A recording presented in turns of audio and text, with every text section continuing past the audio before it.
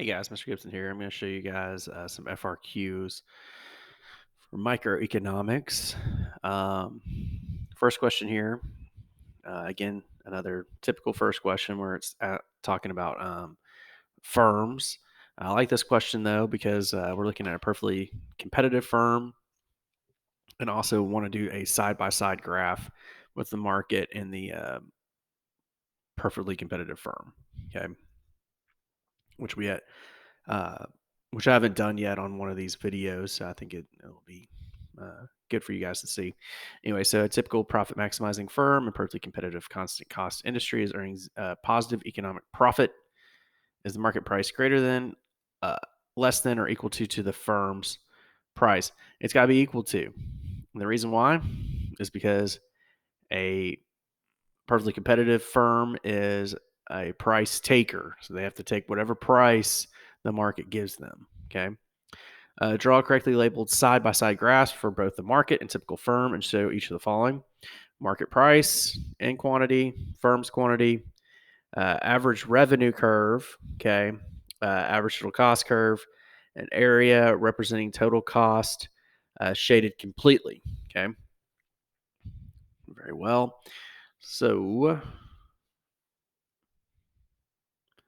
let's look here. There we go.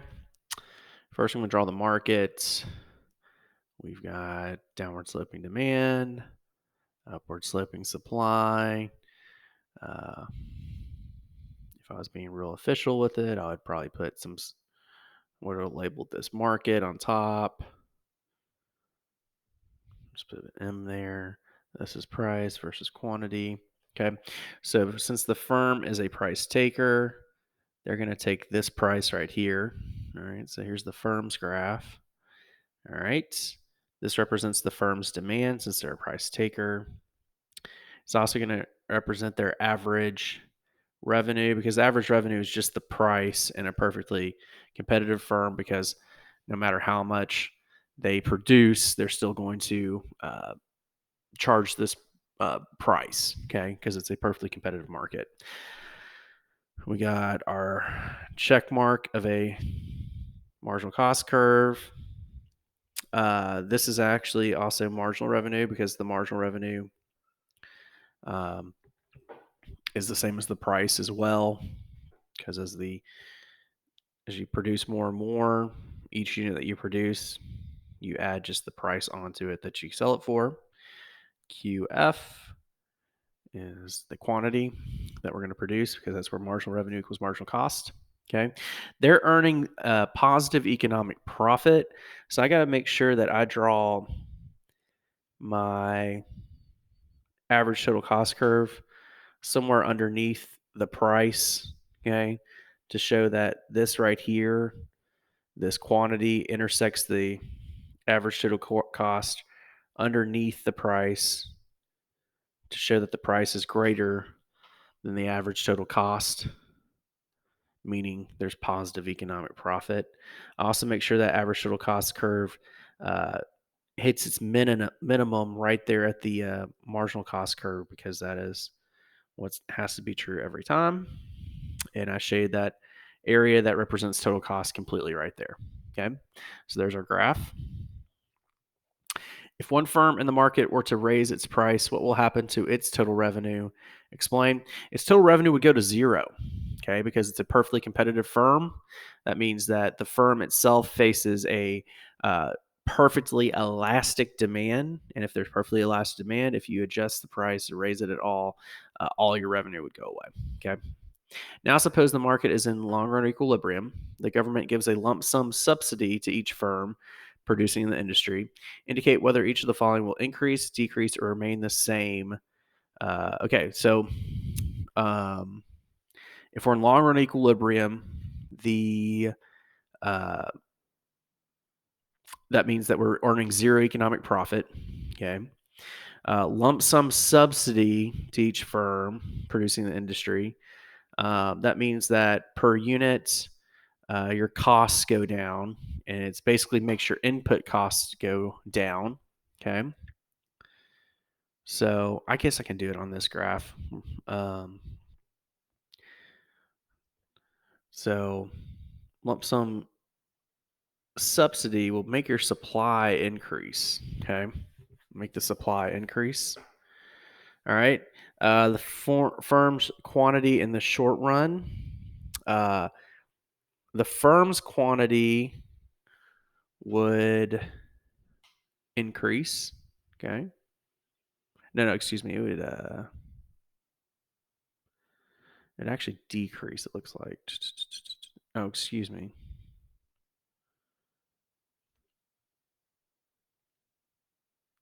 Well, the MC would actually push out too. The price would potentially go down, but the marginal cost would decrease.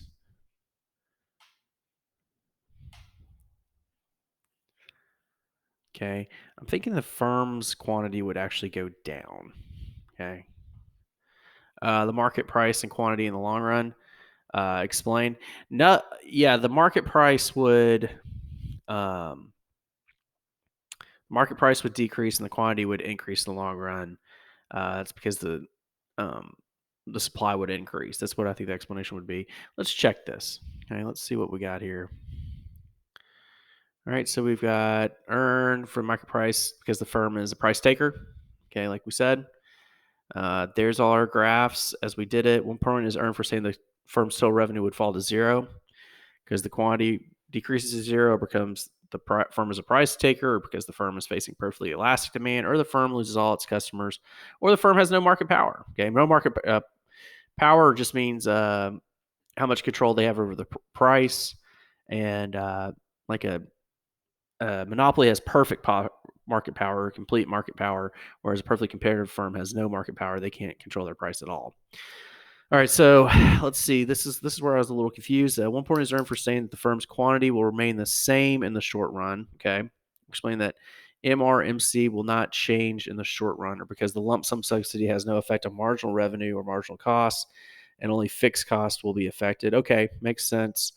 Um, your marginal cost is only affected by a variable cost. And the key term here is a lump sum subsidy. It's not a per unit subsidy. Okay. Um, Lump sum will only will only decrease, um, it'll only decrease fixed cost because it's only given as like a one time payment. Per unit would affect marginal cost because that would be more of a variable cost effect there. Okay. So, anyway, 1 point is earned for saying that market price will decrease and quantity will increase. We saw that with the market. And 1 point is earned that positive profits lead to entry of new firms that will increase the industry supply. So let me go back and explain this a little better. Um, Let me draw the firm again. Well, maybe I can go back up here. Did I mess it up too much to show? Let's see. Maybe not. So the only real effect this is going to have. Actually, I need to redraw this. Okay. So, again, a classic example of where you might not have to draw a graph, but it was probably a good idea to draw a graph. All right. Marginal cost. All right. So if we're in long run equilibrium, as they told us that we were, ATC is going to equal the price. So our graph is going to look like this. Okay. Now, the only effect that this lump sum tax is going to have is it's going to decrease our fixed cost. Okay. Which, if it decreases our fixed cost, it's going to decrease our average total cost. Okay. Let me. So this is our Q. And this would be our new average total cost right here. Okay. So that means that we have a positive economic profit.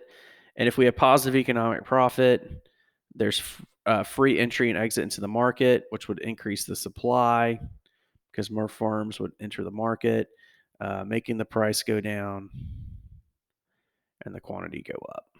Okay. Tough problem. Okay. The key word there is a lump sum tax. Okay. Which will affect the ATC. Okay, that's where I got a little tripped up, is I was ignoring that fact.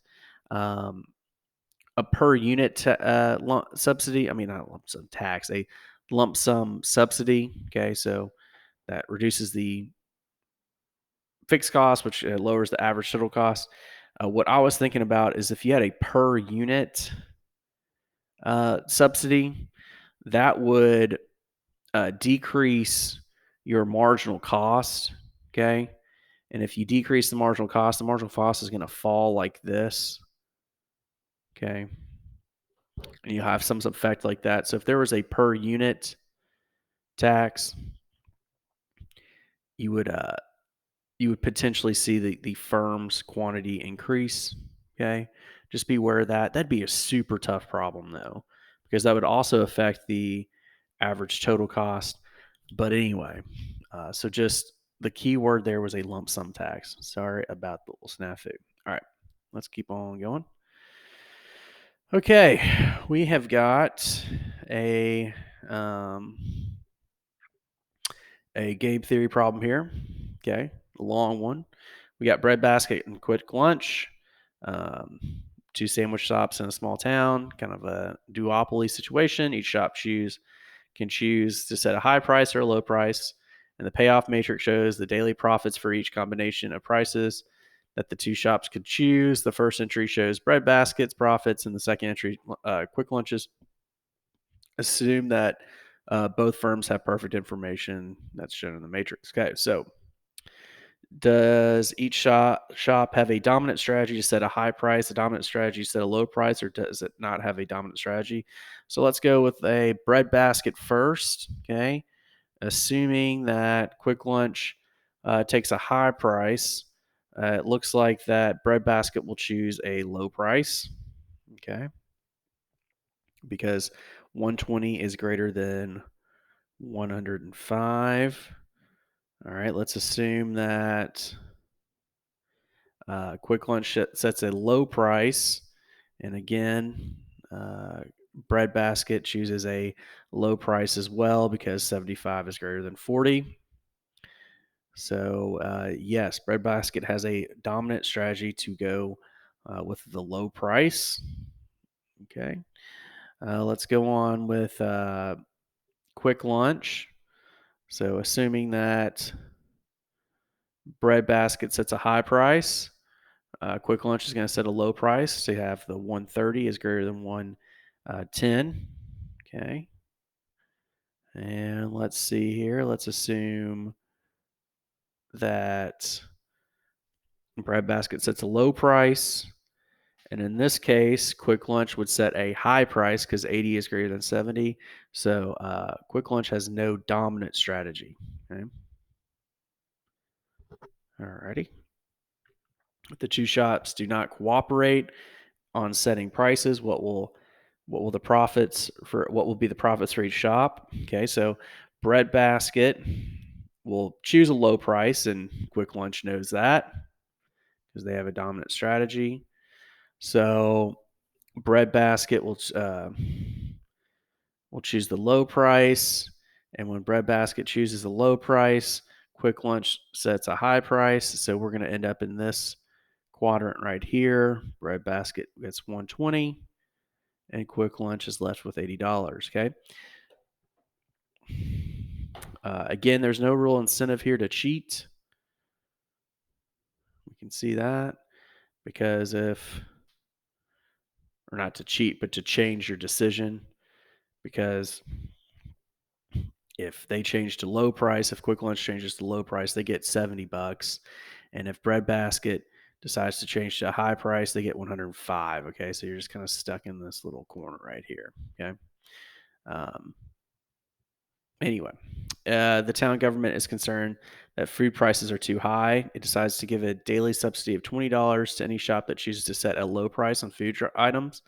Redraw the payoff matrix under the government subsidy system. Using your redrawn payoff matrix, answer the following. Okay, so let's first redraw this. And I guess I can do it on this page.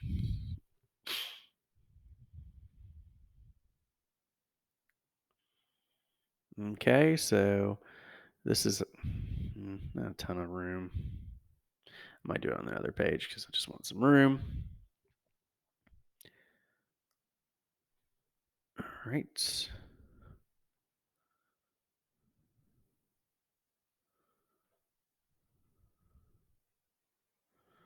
All right, quick lunch, bread basket, high, low, high, low. Both of these are high, so there's no subsidy. 105, 110. High and low price is here. It's quick lunch with the low price, so they'll get 20 extra dollars. So this will be 40 and 150. Okay. This one 120. So this will be what, 140. Quick lunch will have to have the same profit of 80, the subsidy, and then 70. And then these are both low prices, so it'd be 95 and 90. All right. Fabulous. All right. Would quick lunch choose to set a high price or a low price explain using specific values from your redrawn matrix? Okay. So let's see. Quick lunch. Let's see if they now have an incentive to do a low price.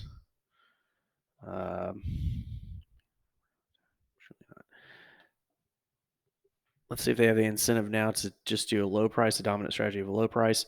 Let's see. So if Breadbasket chooses a high price, Quick Lunch will set a low price. Okay.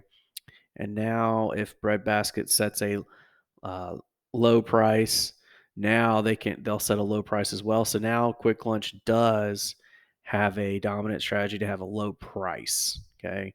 And that's because 90 is greater than 80 when before 70 was less than 80. Okay. So that does incentivize Quick Lunch to do a low price. Would the profits for Breadbasket increase, decrease, or stay the same? Explain with a comparison to your answer in part B1. Yeah, so they both have a dominant strategy to go with a low price. All right, so in this case, we're going to end up in this quadrant right here. Okay, because they're both going to go low. Make sure that that's the right here. So high, not low. Okay, and then if the rest goes, okay, great. So yeah, this is your kind of Nash equilibrium right here, and yeah, so that now their profits are 95 when originally their profits were 120. So they've actually gone down. Okay, so Breadbasket's profits will go down in this situation. Okay.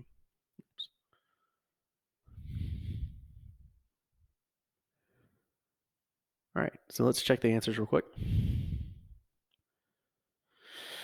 Breadbasket has a dominant strategy, setting low price. No dominant strategy for quick lunch. You get the 120 and $80 profit there. We got that. Make sure we did. Yep. And we redrew this. And yes, that looks correct, I think. Yep. Quick Lunch will choose the low price strategy, explaining that with the subsidy, Quick Lunch will earn higher profits if it changes to a low price than if it charges a high price. The explanation has to include that 90 is greater than 80, or profits would increase by $10. Okay, so instead of the 70 here, we have a 90. So again, bring it back to specific values. Okay. Finally, 1 point is earned for saying that Breadbasket's profits would decrease from 120 to 95, which we saw that as well. Okay, great. All right, let's move on. It was kind of a long game theory question, but it wasn't a very hard one. All right, let's see here. We've got this market for widgets, and the government's considering an intervention into this market. Okay, calculate the total producer surplus at the market equilibrium price and quantity. Show your work. So It's a good question for us because we haven't really talked. We've talked a little bit about consumer surplus, but we haven't talked about producer surplus. Producer surplus is anything above the supply curve and under the price. Okay, so they can produce these units cheaper than the price that's given. Okay, so it's this triangle right here. So it'd be 20 times 20 times 1/2 since it's a um, triangle. Okay, and that's because the price is 20, the quantity is 20. And so that is what, 200? Okay. The government imposes a price floor at $16. Okay, so a price floor, the price cannot go below $16. So it'd be about what right there? Uh, would there be a shortage, surplus, or neither? Explain. There would be neither. And this is not a binding price floor. The government has come in and said, hey, you can't sell below the price of $16. Well, the market says that's no problem because we're selling at a price of 20. Okay, so explanation would be this is a non-binding price floor. All right, if instead the government imposes a price ceiling at $12, so the price cannot exceed $12, is there a shortage, surplus, or neither? Well, as you can see, we're going to supply 12. People are going to demand 24. So there is a shortage. There's a shortage. Okay. Again, this is a binding price ceiling, so there would be a shortage. If instead the government restricts the market to output to 10 units, calculate the deadweight loss. Okay. So again, if it's restricted to 10 units,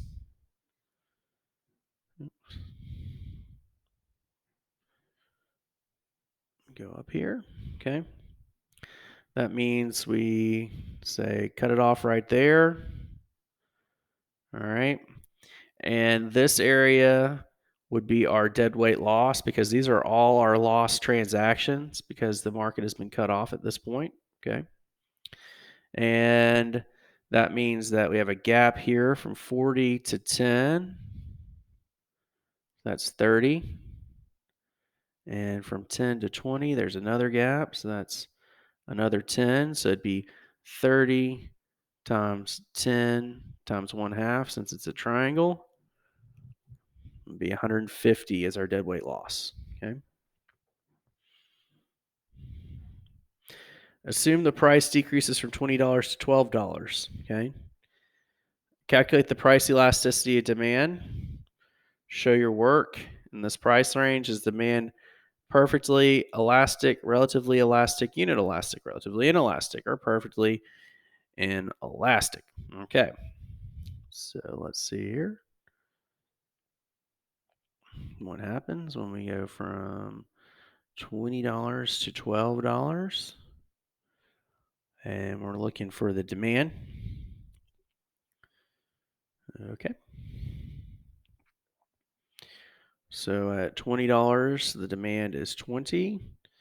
And at $12, the demand is 24. Okay, you can see it right there. All right, so the percent change, price elasticity of demand is our percent change in quantity demanded, which would be 20 minus 24 over 20.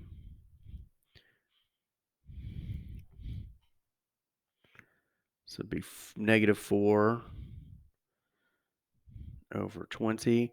Remember, when it's price elasticity of demand, we don't care about the negative. We know it will be negative because demand's downward sloping. And this is 1/5 or 20%. Okay. Versus, let's do the percent change in price.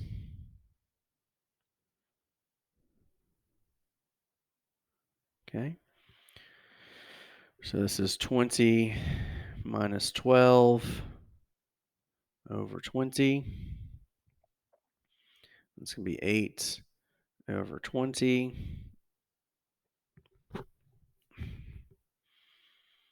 which is what, 2/5?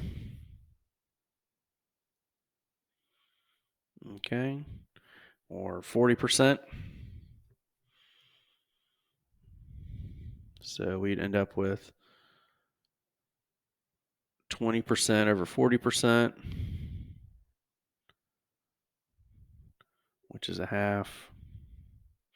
Or I could do 1/5 over 2/5. Keep it, change it, flip it. And I'll end up with 1/2 as well. Okay.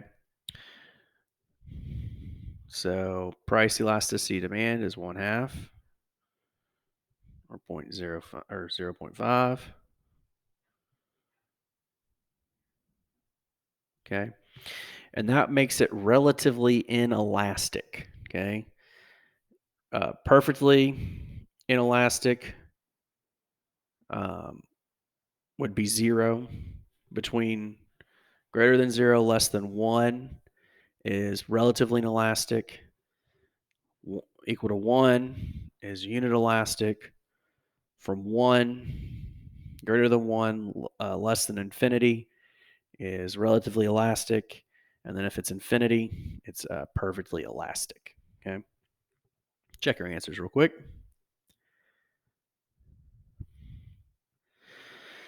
Calculate or produce a surplus of $200. Make sure you put dollars there. That's one little mistake I made there. Okay. It's going to be in dollars. Okay.